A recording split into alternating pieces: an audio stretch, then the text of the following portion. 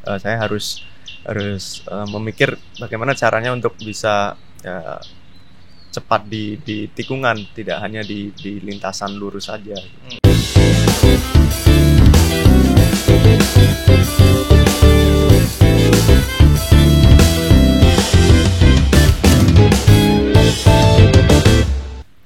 Celoteh 180 Kolaboratif Podcast Kanwil DJP Jawa Tengah 2. Assalamualaikum. Hari ini saya Siska akan menyapa kawan pajak semua, lagi-lagi dalam obrolan ringan dan santai. Dan saya nggak sendirian kawan pajak. Hari ini saya ditemani oleh dua orang bos ganteng. Alhamdulillah. Bos gantengnya nyaut guys. Bos ganteng yang pertama, beliau adalah Pak Bos. Pak Bos saya, Pak Bos. Pak Halo. Baru di Gunawan Bastari. Halo Pak. Halo kawan pajak semuanya. Selamat pagi semuanya. Apa kabar Pak? Baik. Alhamdulillah baik. Makasih ya Pak Hah? menemani saya hari ini. Ya. Asik. Bos ganteng yang kedua, siapa? Beliau adalah bos muda. Saya akan panggil Mas Bos. Bos apa nih? Bos tempat kita podcast sekarang ini. Siapa ya? Aplaus ya. Rio Haryanto. Halo Rio, apa kabar? Halo semua, baik alhamdulillah. Gimana kabarnya Mbak Siska? Alhamdulillah baik. Makasih ya Rio, kita boleh main ke Grandis Oh, Barn iya. hari ini. Nanti kita Sama-sama. bahas tentang Grandis Barn ya Rio ya Iya. bersama pemiliknya. Nah, kawan pajak belum puas ya. Rionya ketutupan masker. Ya ampun, bagaimana kalau kita lepas aja? Kita udah physical distancing. Sudah ya? Oke, Iya, sudah boleh. memenuhi syarat protokol. Jadi, come on. Show your face, Rio. Ya.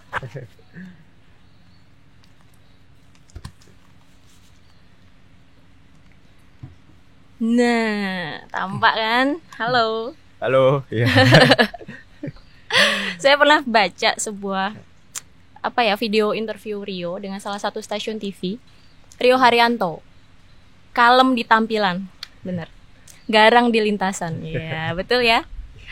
Kenapa hari ini kita undang Mas Rio ke sini? Karena kabar-kabarnya Rio Haryanto ini adalah orang Solo ya, Mas? Iya, saya asli Solo, lahir di Solo. Dan ya dulu sekolah juga sempat di Solo di SD Pangudi Luhur. Dan ya dengan berjalannya waktu ya mungkin yang sudah diketahui juga saya memilih profesi untuk menjadi pembalap ya. Dan alhamdulillah prestasinya cukup membanggakan, Membanggakan banget. sebagai seorang pembalap pertama yang bisa terjun di Formula One.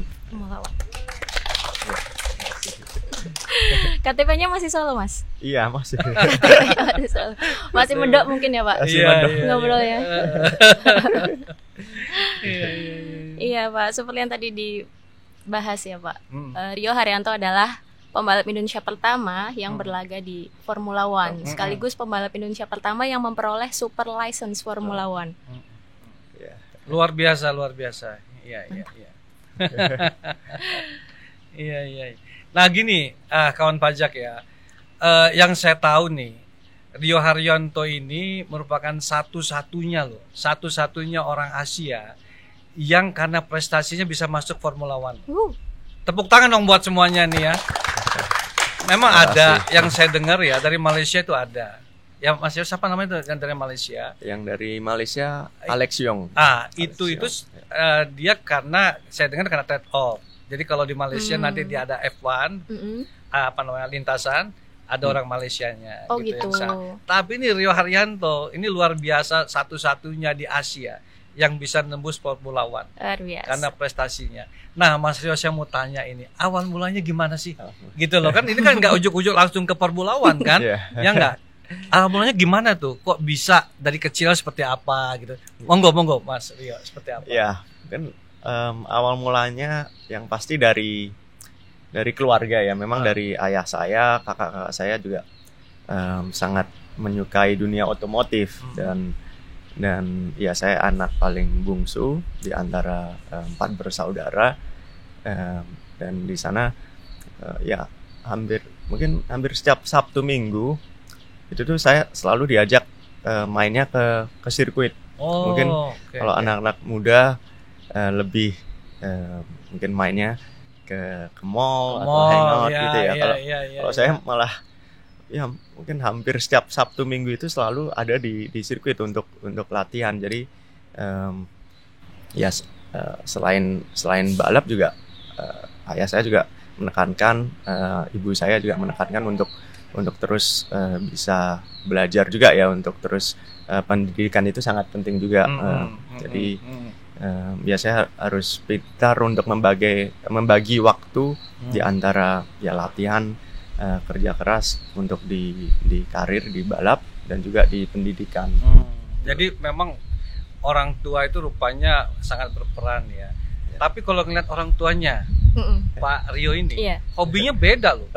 Apa, Pak? Sukanya nembak, berburu. Yang saya denger ini, Rio waktu masih kecil tuh suka diajak bapaknya, ya Mas Rio ya, kemana-mana tuh untuk itu nembak-nembak itu. Nah, cuma pertanyaan saya bukan ke sana. Pertanyaan saya ini, kok bisa? Emang di Solo ini ada sirkuit? Di mana tuh latihannya di Solo ini gitu loh? Ini luar biasa di Solo ya.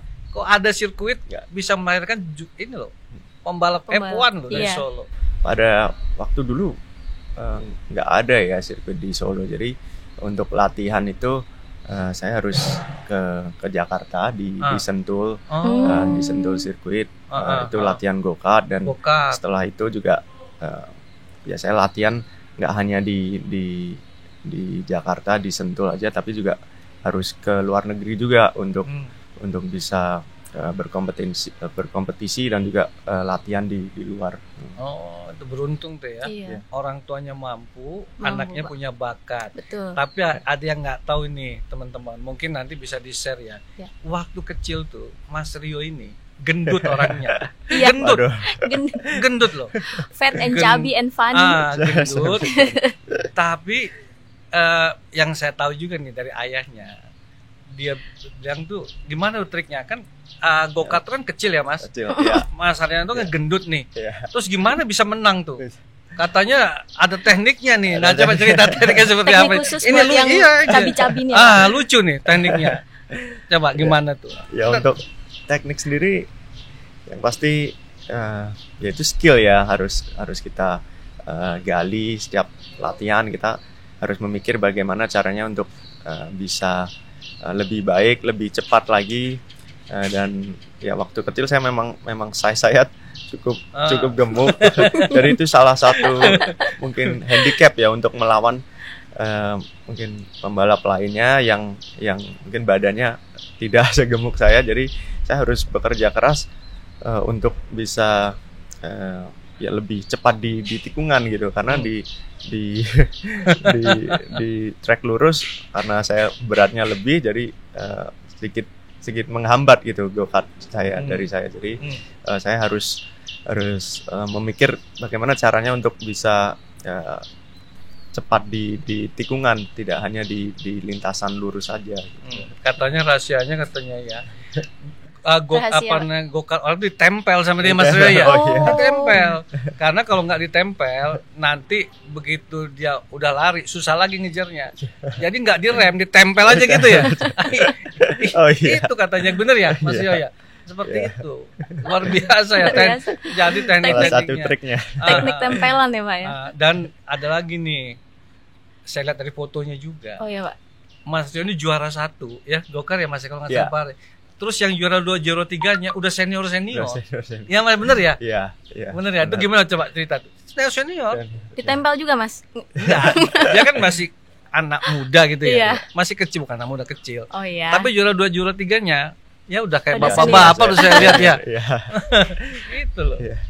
Ya memang di balap itu kan mungkin tidak hanya keberanian ya, tapi juga ketepatan, bagaimana kita mengambil di tikungan, dan mungkin pada saat muda itu saya sangat mungkin obses tidak, tapi sangat passionate dengan balap itu. Jadi hampir tiap hari juga kalau di rumah itu selalu ngomongnya tentang balap gitu. Jadi pagi sarapan gitu sama ayah sama kakak saya juga pasti sering sekali ngomongin tentang balap.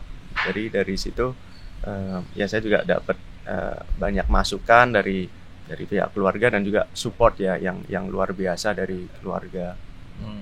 Nah mungkin satu pengalamannya pada saat di F1 seperti apa sih gitu ya? Karena kan di F1 itu kan saya ngeliat ya di TV. Saya pernah sekali sengaja datang tapi dekat-dekat sini aja.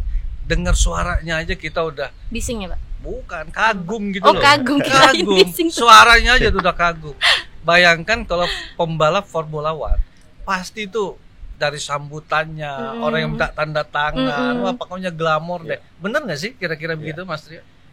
Ya, karena terutama di Formula One ya, itu adalah mungkin bisa dibilang tingkat yang sangat top sekali ya, top high level motorsport ya.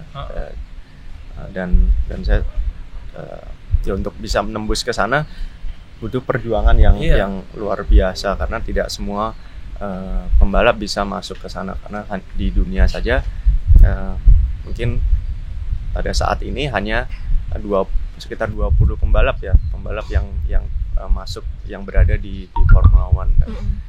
Dan setiap tahunnya mungkin hanya ada pergantian mungkin 1 atau 2 pembalap yang masuk gitu, yang pembalap baru dan pembalap lamanya keluar. Untuk bisa tembus ke sana itu jenjangnya sangat panjang, journey-nya sangat panjang. Ya yang tadi saya sampaikan, saya mulai awal dari go-kart itu pada umur 5,5 tahun. Jadi masih kecil banget. Ayah saya sudah ya nyodorin go-kart dan yang menariknya saya sangat suka gitu. Mungkin nggak semua orang bisa menyukai ini ya, dunia otomotif ini. Dan dari situ tahun demi tahun saya berkompetisi juga di nasional, di internasional, dan alhamdulillah selalu ada prestasi yang baik, dan sehingga dari go-kart saya bisa naik ke level yang lebih tinggi di Formula Asia. Dan di Formula Asia Pasifik itu saya menjadi juara pertama, juara umum. Dan setelah itu di tahun 2009 dan 2010 saya masuk di kelas GP3 Series, di mana race-nya itu berada di lintasan Formula One itu sendiri. Jadi pada saat sebelum Formula One dimulai itu kelas saya yang balap, yang tanding duluan. Jadi dengan saya mengikuti kelas GP3 Series ini, bisa dibilang tim-tim F1 itu sudah bisa melirik ini siapa nih yang the next starnya gitu, bisa masuk ke F1.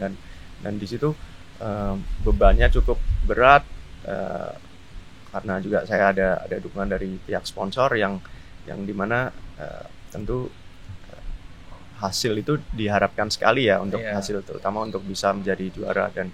Dan di GPT Series saya menang beberapa kali juara di Turki, di Hungaroring di Hungari, di Inggris, di Italia. Jadi ya alhamdulillah prestasinya cukup baik, dan sehingga saya disupport lagi oleh Pertamina pada saat itu untuk tembus ke GP2 Series. Jadi itu lebih mendekati lagi ke Formula One. Dan di GP2 Series ini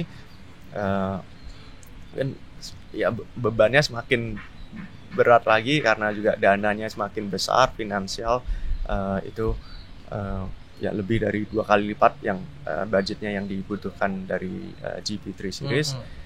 Dan di situ saya harus benar-benar it's the proving ground.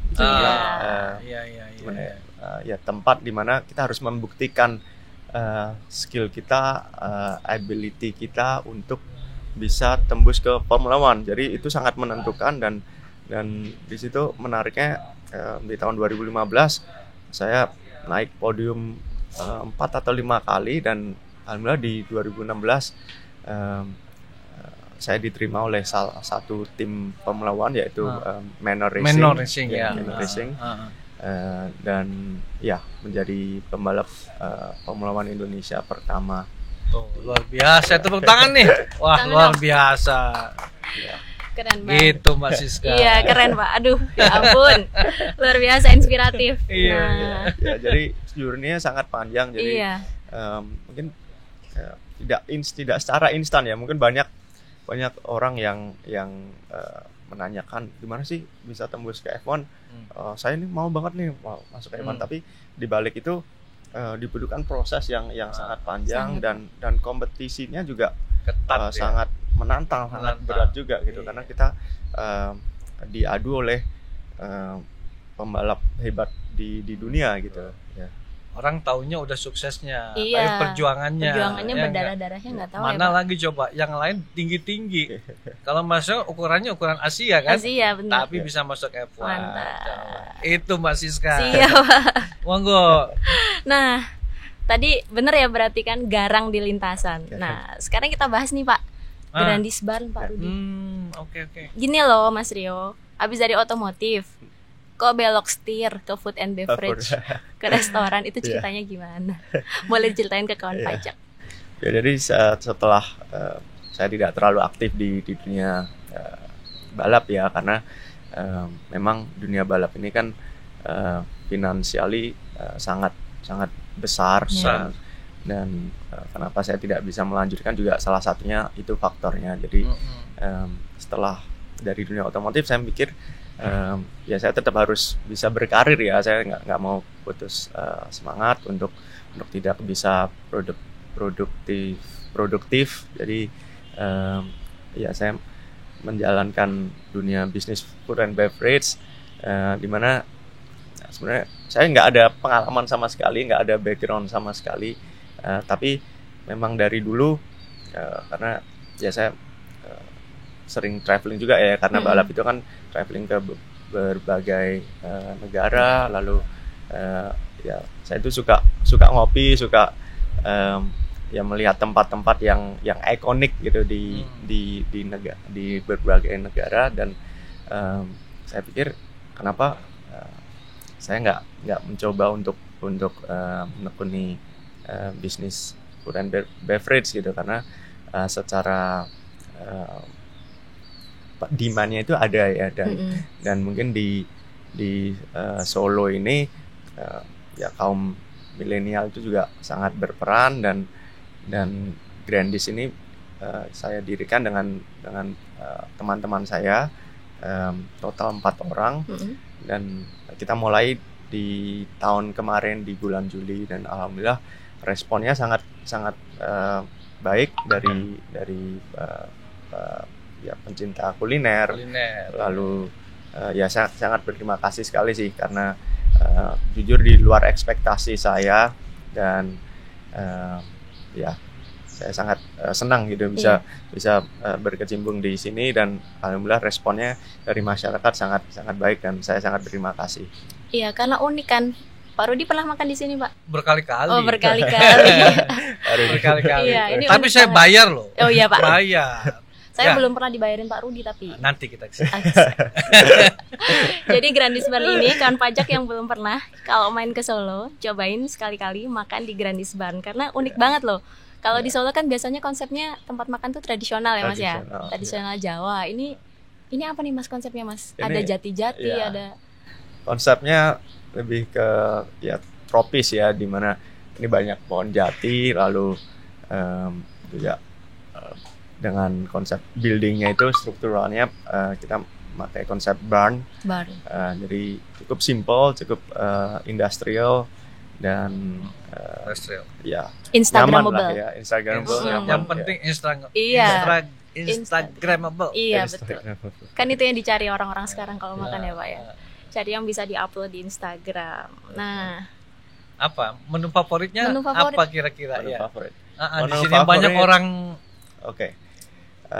Saya rekomen kalau yang suka bikin masakan, kan ada 2 masakan ya, Western dan juga Indonesian. Kalau yang Nusantara Indonesia, sup iganya sangat bisa dicoba gitu, karena porsinya juga cukup besar, lalu kuah iganya juga berbeda deh dari tempat yang lain. Lapar. Udah jadi lapar.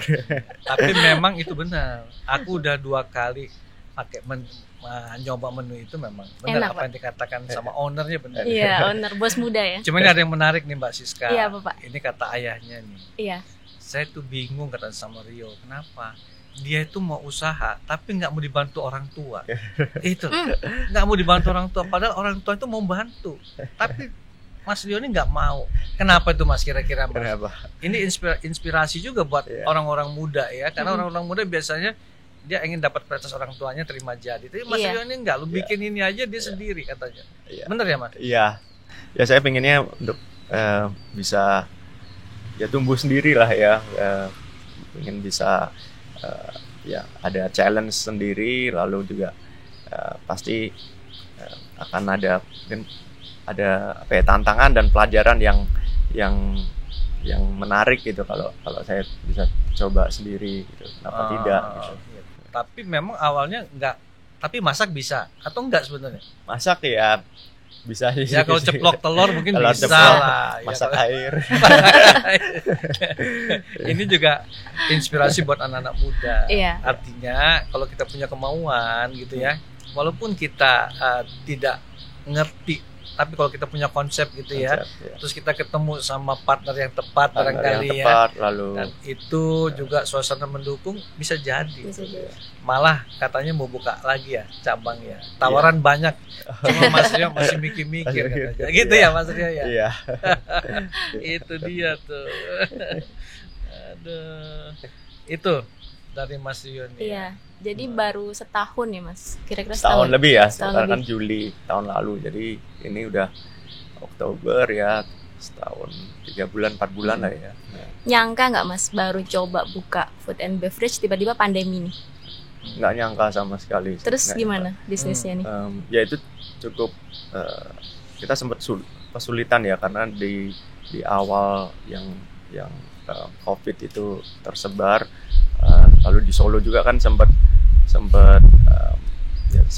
kondisinya cukup berat ya, jadi itu saya ya mengalami kerugian juga sekitar 2-3 bulan itu, karena ya tidak ada pengunjung sama sekali, mungkin hanya take away aja yang dibawa pulang, lalu Gojek, dan itu pun tidak terlalu besar, sehingga tidak cukup untuk menutup fixed cost, operational cost-nya. Tapi alhamdulillah belakangan ini ya dengan adanya protokol kesehatan yang lebih baik, kita bisa menarik pengunjung kembali. Udah rame lagi. Nah Mas Rio, ini kan banting setir nih ya, dari F1, setirnya F1, sekarang tangannya buat masak Buat nih. masak. Buat masak. Aku mau Masak. nanya nih Mas Rio, dulu kan waktu di dunia F1 ya, itu kan glamor tuh, pastilah ya, penggemar banyak, yang minta tanda tangan banyak gitu kan. Nah keinginan tuh masih ada sebenarnya. Ya. Ya prospek itu ada, cuma kan lagi-lagi sponsor ya Mas ya, Sponsor. sponsor. Nah kalau seandainya mungkin nih, barangkali nih, kalau Mas Rio, kalau gua jadi warga negara di tempat lain nih, pasti gua masih ikut nih sekarang kan gitu ya Mas Rio ya. Tapi kan kondisinya seperti ini. Nah maksud saya nih Mas, begitu tadinya dari hidup yang seperti itu, terus sekarang ini saya lihat nih Mas Rio ini pakai baju ini loh, baju kantor loh, ada tulisannya, Iya. ya Mas ya. Terus sehari-hari nemenin bapaknya. Mm-mm. Kalau orang lain nggak mau nemenin bapaknya, ini Mas Rio ini mau nemenin bapaknya, menemenin bapaknya untuk membesarkan usahanya gitu ya. Terus kemudian adem dia kan rajin sholat nih, Mas. Iya. Dia Muslim yang taat, adem di lokasi kantor, terus kemudian bolak-balik ke Grandis gitu ya, ngurusin apa usahanya seperti ini. Itu gimana tuh Mas perubahannya?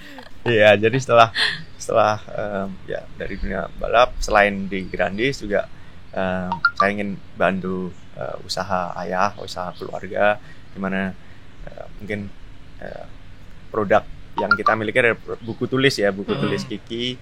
Jadi saya ingin membantu untuk bisa ya membesarkan perusahaan ini, dan selain buku tulis juga kita banyak produk lainnya juga, kita mulai bikin packaging. Jadi kita bekerja sama juga dengan berbagai multinational perusahaan. Jadi ya ya tantangan challenge-nya berbeda ya dari balap hingga ke mungkin sekarang ke dunia bisnis food and beverage, lalu juga percetakan ya, pabrik ya.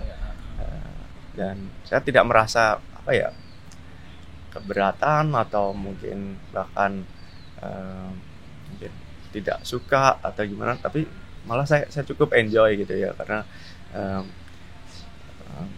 yang nggak tahu, saya enjoy aja gitu. Saya bantu perusahaan bisa lebih dekat dengan keluarga juga gitu, karena pada saat dulu saya balap itu saya banyak tinggal di luar negeri sendiri saja dan jadi jauh dari keluarga, dan sekarang setelah tidak terjun di dunia balap, saya bisa mungkin lebih ya quality time lah dengan family, bisa kerja juga di perusahaan ayah saya. Jadi sebenarnya Mas Rio ini sebenarnya cinta sama orang tuanya. Iya. Ya balas budi sama orang tuanya. Iya, udah didukung ya. Jarang-jarang loh Mbak Siska orang yang anak pengusaha tuh ya, dibesarkan, disekolahkan gitu ya, balik nggak mau nerusin sama orang tuanya. Iya benar. Nah ini Mas Rio ini termasuk sosok yang luar biasa. Luar biasa. Tapi ini ada satu lagi nih yang saya mau tanya. Sebenarnya Mas Rio ini followernya banyak loh. Oh iya. Iya, dulu itu ya Mas ya. Kalau nggak salah jadi apa ambasador gitu ya. Bayar pajaknya sampai miliaran loh katanya. Sampai miliaran. Cerita tuh Mas, gimana? Ini kan kita hubungin dengan pajak nih. Pajak kira-kira ngerasa ada beban nggak tuh bayar pajak sampai miliaran gitu ya kira-kira Mas Rio? Ya betul. Memang saya dapat beberapa tawaran ya untuk endorsement, dan tentu di situ juga ada nilai pajak penghasilan yang harus saya bayarkan, dan tentu ya saya sangat sangat mematuhi lah ya untuk bisa ya bayar pajak, wajib pajak. Jadi mungkin saya juga ingin tanya nih dengan Pak Rudi misalnya, mungkin kan banyak juga milenial yang sekarang pun juga mungkin mencari ya tambahan itu kan melalui Telegram ya, atau influencer. Jadi influencer. Nah, sebenarnya apa sih benefit dari kita dari mungkin dari Telegram atau endorsement itu, endorsement bisa membayarkan pajak itu benefitnya apa aja? Oh iya. Pasti. Jadi gini Mas Rio, ya kita di pajak ini kan pengen jadi sahabatnya pembayar pajak. Kalau dulu katanya wajib pajak, tapi saya nggak setuju deh wajib pajak ya. Kita pembayar pajak aja. Kalau pembayar pajak itu sifatnya kan, ini memang cinta kita bertanah air. Nah kita di DJP itu ada slogannya loh Mas, pajak kita untuk kita. Jadi artinya pajak yang kita bayar seluruhnya tuh itu akan kembali ke kita. Kita akan menikmati jalan bagus, listrik nggak biar gitu ya. Ada jalan tol, jadi banyak dari luar kota bahkan yang datang dari Grandis juga banyak. Ini salah satu bukti tuh. Ya manfaat langsungnya ke bahkan situ. ada orang dari Surabaya cuma sekedar makan siang ini ke Grandis. Grandis ya Pak. Lewat tol cepat ya Pak? Cepat, 2 jam nyampe. 2 jam nyampe. Coba luar biasa. Cuma ini ada nih satu lagi ya. Banyak satunya saya. Iya nggak apa-apa Pak. Saya tadi nanya, Mas Rio itu mobilnya apa sih? Tadi dia bilang, Pak mobilnya merek tertentu. Tapi itu pun karena dia jadi brand ambassador. Bayangin tuh. So biasanya nih kalau orang yang biasa ngebut di lintasan, biasa mewah, pengennya minimal ada Lamborghini. Iya. Ya Pak, ya atau Ferrari. Tapi nggak ada nih di Mas Rio. Luar biasa ya. Jadi sosok yang membumi tuh. Itu yang aku temuin. Makanya tadi aku sengaja tanya, masa sih nggak ada koleksi? Nggak ada ternyata Mbak. Beneran Pak? Beneran dia pakai mobil. Bener ya Mas Rio? Iya. Bener kan? Bener. Wah. Coba. Tepuk tangan lagi dong nih Mbak. Buat Keren. teman kita nih, kawan pajak semuanya Keren. pada pagi ini. Gitu Mbak Siska. Monggo Mbak Siska. Iya Pak. Ini anak muda nih banyak yang mau ditanya. Banyak Pak. Tadi kan Anak muda kan? Iya muda Kalau dong. saya juga muda karena Mario. Udah dong Pak. Nah tadi ini kan cerita sempat ke luar negeri, ke banyak negara. Sekolah juga di luar negeri ya Mas? Iya, saya setelah SD di Solo, saya melanjutkan pendidikan saya di Singapura dan jadi saya SMP, SMA, lalu S1 juga S1 di Singapura. Sarjana ekonomi. Sarjana ekonomi. Ya, bisnis. Terus balapan, Pak. Balapan. Terus sekarang bisnis ini udah cocok ya, Pak? Cocok. Pak Rudi juga sekolah di luar negeri kan?